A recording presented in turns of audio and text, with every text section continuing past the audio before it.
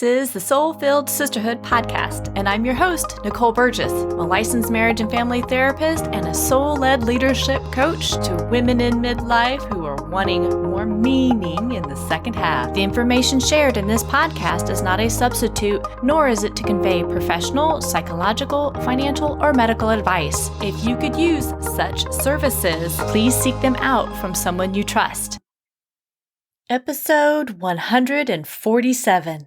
Have you ever wondered what your inner power may look like as an animal? Well, head over to NicoleBurgessCoaching.com/quiz and you can find out. It's just a quick 2-minute quiz that I created for you. This is a topic that comes up so often in my coaching work with women where they stand in their power and feeling empowered. And so you can head over there, NicoleBurgessCoaching.com/quiz and check this quick little thing out for you. And if you want more tips and information, you can just sign up after you take the quiz. Well, welcome, sisters. Hey, before I dive into today's episodes, I just want to give you a quick little heads up. Instead of me producing a podcast every single week, this is at the end of June in 2021, I am going to move, I think, to every other week or twice a month for the moment. Things are going like gangbusters behind the scenes in my private practice coaching and then my weaving business. And I don't want to just produce episodes just for the sake of producing them. I really am looking at specific guests in the areas like I've talked about regarding kind of the wheel of life and living in harmony, but women who are also making a difference in the world. And I've noticed that I know more and more people are out. My numbers are down a little bit. And so I know just for me, for my own self-care, I want to role model that I'm going to take a little pause. Don't worry, I'm not going anywhere because I still just love podcasting so much and interviewing folks and sharing truly information with you that I hope no matter where you live, it is making a difference in your life and you're getting little tidbits here and there and you're actually putting things into action. You know, my motto, are you being fear-driven or soul-led? And if fear is driving everything, that means your confidence level is down, your momentum level is down. You're not going after the things that your soul is really calling you to do. And so when I do my solo episodes, I'm getting a little better, I think, in putting some action steps in there for you. So just want to give you a heads up. That's what I'm doing. I also really encourage you to go out to NicoleBurgessCoaching.com and then that /podcast. I have put a little, it's SpeakPipe, a little app on there that you can actually share your thoughts of the podcast with me. What resonates with you? What do you want to hear more of? I really do like to hear from my listeners. If you're not on my email list, I will hear different things from those that are on my email list. You can absolutely sign up for my newsletter on my website as well. Or you can just leave me a little voicemail. That's fine. I would love to hear, what are some of the topics that really resonate with you?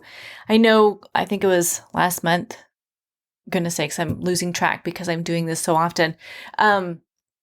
I said, I was shifting a little bit of where my focus was. So I wasn't focusing just on highly sensitives or introverts, even though that's a big piece of you or a big portion of my clientele. And I know so many of you are. So that's not going to go away. It's just not the main thing. I love depth work. And I think so much of what I do in my coaching business and what I've also done in my therapy business is I bring in more of the spirituality, because if you don't like spending time with yourself, not a lot is going to change. And the encouragement really is for you to go deep and start to kind of question what is driving you? What are your values? What are the thoughts that are driving you? And that's really what I'm going to talk a little bit more about today. But anyways, you can go out to my website, go under the podcast, just click podcast, don't go under the episode, but on that page itself, there is a little button there. You can leave me a little voicemail. What do you want to hear more of? What do you like about the podcast? What do you not like about the podcast? What are things that you're wanting to have more of, all that sort of fun stuff for me so I can work on that and go from there. I know too many action steps. I know. I also really want to encourage you to take the little quiz. What's your inner power as an animal? It's a fun quiz. You don't actually have to sign up to do it. There's a way that you can just take it and you get the quick little result at the forefront. But if you do want to sign up for more information and going forward and tips, you can do that as well through that quiz. So, okay, those are those 3 action steps, or just 2 action steps, basically. 1, I'm going to go to every other week. 2, go out to the podcast page website, my website, and to the page itself, leave me a voicemail of what you want more of, what resonates with you. And then the last thing is to do the little quiz just to kind of see what your inner power animal is. All right. Today's podcast episode, I really want to talk about who are you without your story? I have been listening and reading so many different folks who are like, own your story, know your story. Problem I have with that is that sometimes people can over-identify with their story and get stuck in their story.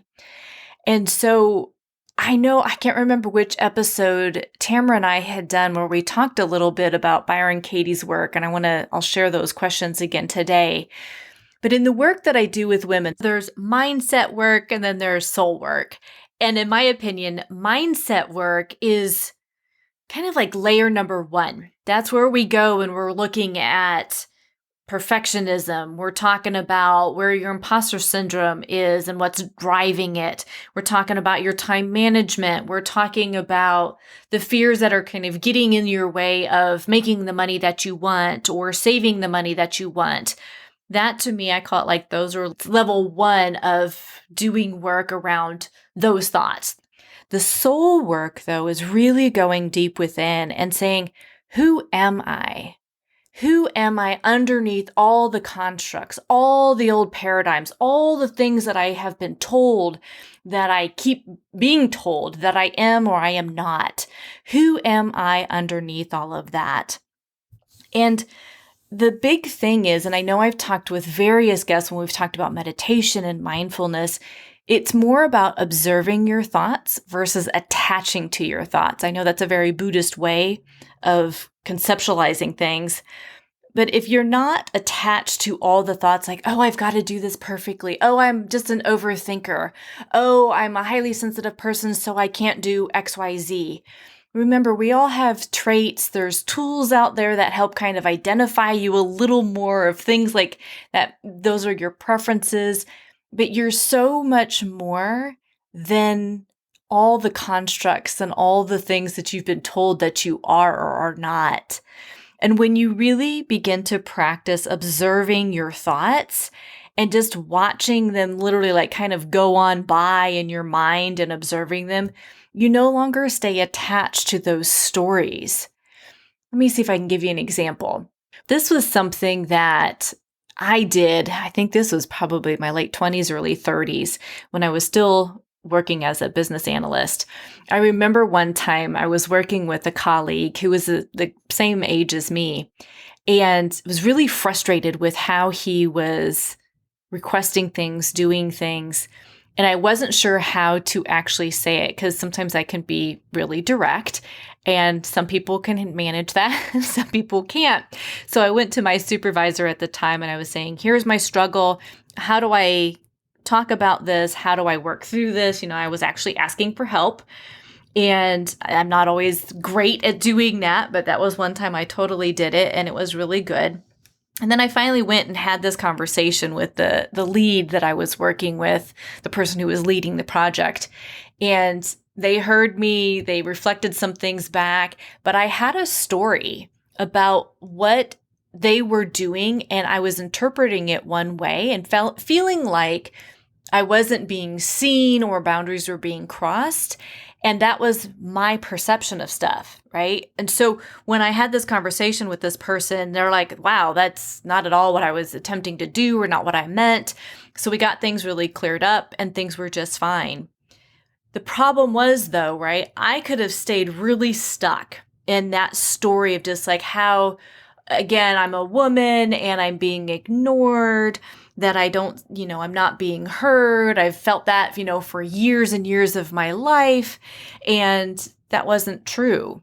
So it's being really mindful of everybody has a story. I literally was thinking the other day, I don't know of anybody who's not had trauma in their life.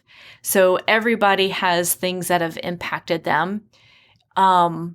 It's just really remembering those things from your past. They shape you into who you are today, but it's not allowing them to keep you stuck in playing small or saying you're not able to do something because of that past story.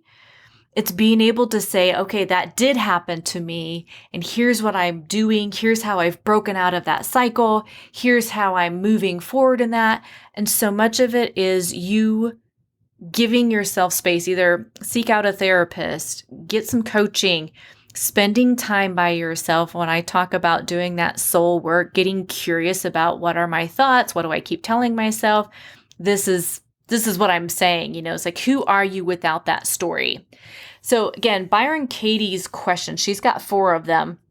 And you can I'll have it in like the resources where there'll be some links to her information and her books and stuff like that. But the 4 questions are, number 1, is it true? So you have a thought, there's an event that happens and you're experiencing something, you're angry, you're sad, you're disappointed, you're frustrated, you're excited, you're whatever you're feeling, right? But you've got all these thoughts that go with it. So you've now created a story in your mind. So the first thing you ask yourself, is it true? Can you absolutely know that it's true? How do you react when you think that thought? Who would you be without that thought? And turn it around. And so when she talks about turning it around, she gives an example in one of the books that I have is, I don't like Paul because he doesn't listen to me. When reversed, could become, I don't like myself because I don't listen to Paul. So whenever you were having a story going on in your mind, i.e. your inner thoughts, and you're not particularly fond of what it is that is going on, or you're having these, like for me, I was really frustrated about how I thought this lead was treating me and the work that I was doing.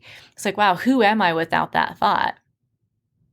Right? Do I know that is absolutely true that they were intentionally trying to do X, Y, and Z? No.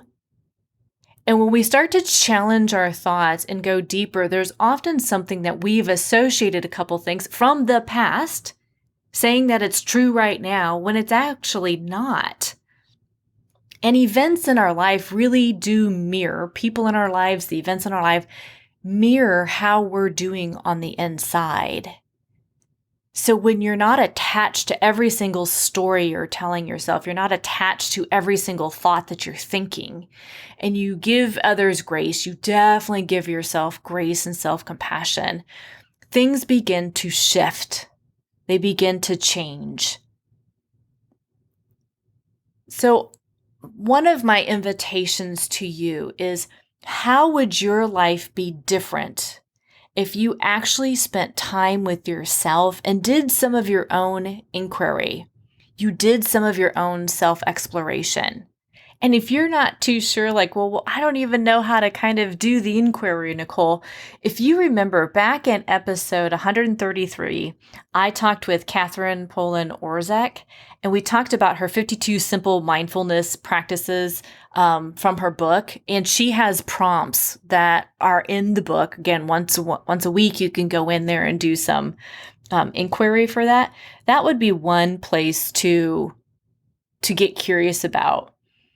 And if you've got a struggle that you are currently dealing with in life, get really curious about, like, what am I telling myself about it? What's the story that I'm attaching to? And then do Byron Katie's questions, like, if you really look at that thought, that story that you got going on, is it true? Can you absolutely know that it's true? How do you react when you think that thought? Who would you be without that thought? And then turn it around. That gives you a starting point to know that you're more than the stories you're telling yourself from the inside. And if you are over-identifying with the story, the odds are it's going to mess with your confidence, your momentum, all the things that you are attempting to do in your life. It's going to keep you from going deeper in your relationships. It can keep you from being more financially secure or wealthy. It can impact how you lead, and it can go into more like codependency leadership versus actually trusting your employees that are working for you or with you.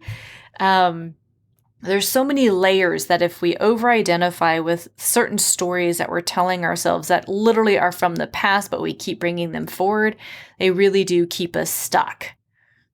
All right, so this is just a short little simple episode today, but I really want to encourage you over the next few weeks, just get curious, like, who am I without all these stories that I'm telling myself? If I allow them to stay in the past and know that my future is a blank slate, and that the universe really does have my back, and that the divine is with me, all is possible if you step forward into this. All right, ladies, until next time, take care. Thank you for listening.